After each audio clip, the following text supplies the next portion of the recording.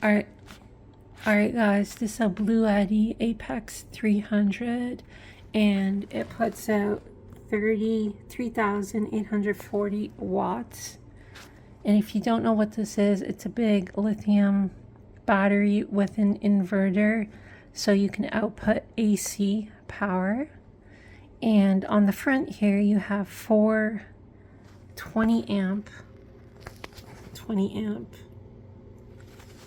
120 volt outlets. On the side of the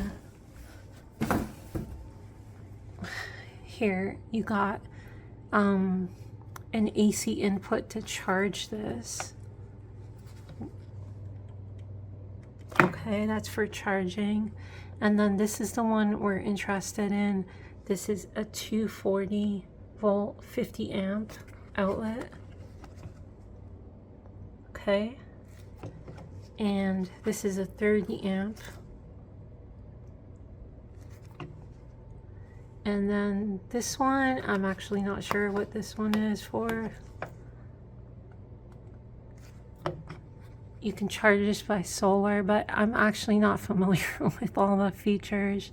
I'm just interested in this one here, the 50 amp, and on the front the 20 amps. So that's what we're going to use.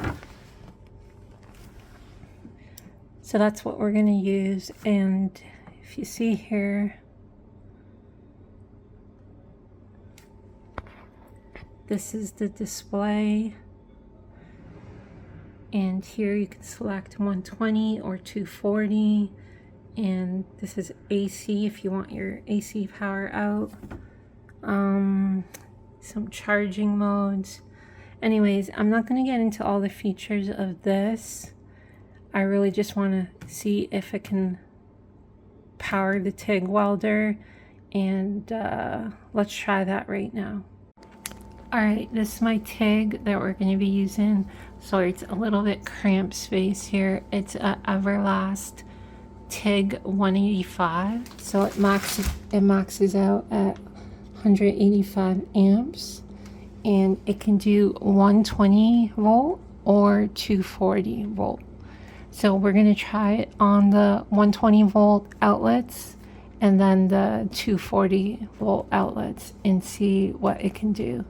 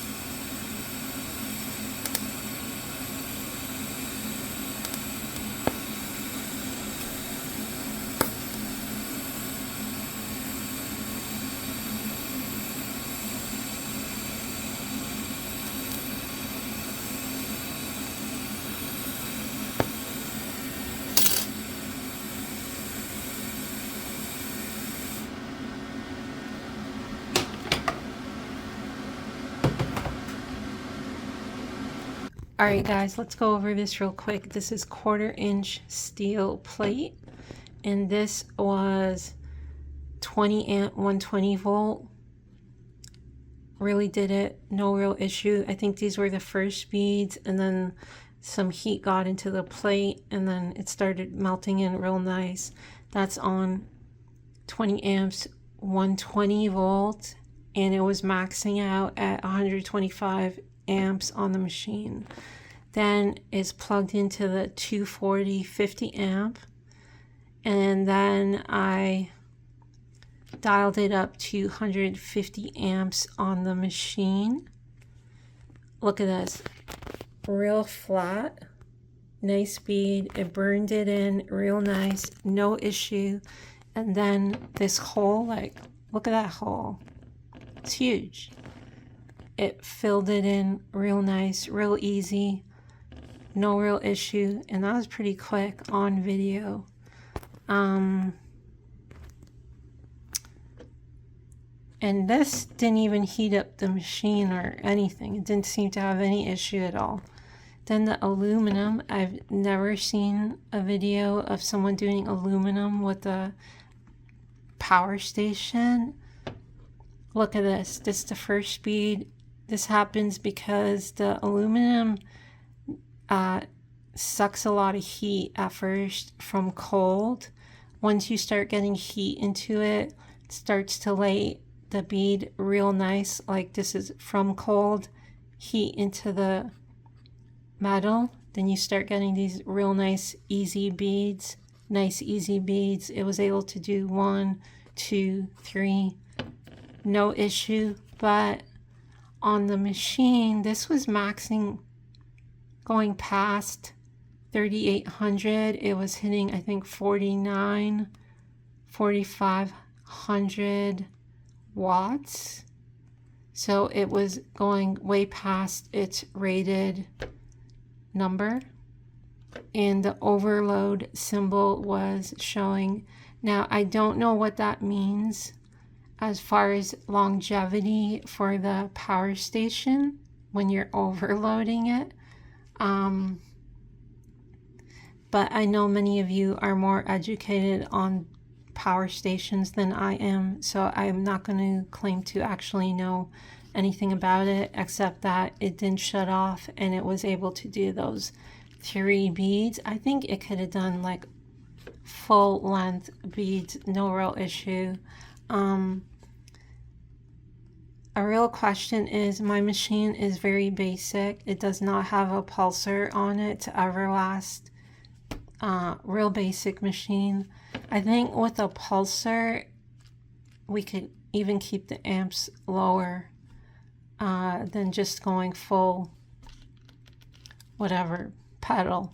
Also, when you set it to pedal on my machine, it does not set the amps, like it's 0 to max, and there's no way to set the amperage. So even if you try to dial like 150, it doesn't work like that once you set it to pedal. Only if you set it to switch can you set it to a set amperage and then trigger that. But if you set it to pedal, it's just like 0 to max. So we don't even know what amperage this is at. That was maxing out the Bluetti, but the Bluetti never shut off, so that was very interesting.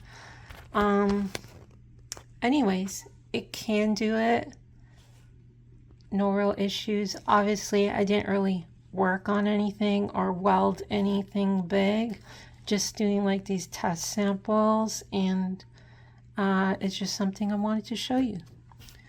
I think if you are, what would be interesting is to get like an Anchor Solix, I think it's called the F5000 or something, which has a max of 6,000 watts.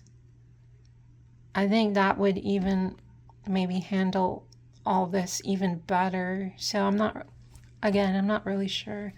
But anyways, if you're into TIG welding and you found this interesting, I hope you did, and that's it. All right.